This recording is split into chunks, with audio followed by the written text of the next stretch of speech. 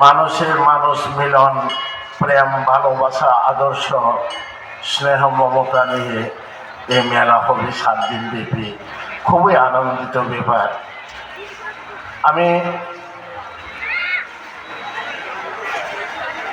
এত বছর ধরে এসেছিলাম, অনেক মেলা দেখেছি, কিন্তু এই অমরপুরের মেলা এটা অন্যরকম, খুব সুন্দর। এখানে কোনো কলঙ্ক বিধি কোনো কিছু নাই।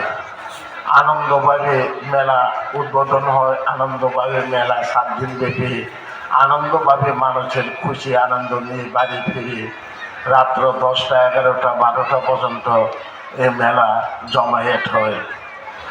কি জনজাতি, কি পাহাড় এলাকা অঞ্চলে থেকে রাত্র করে মেলা ঘুরে সুন্দরভাবে চলে যায় ঘরে। আমি এটাই বলবো,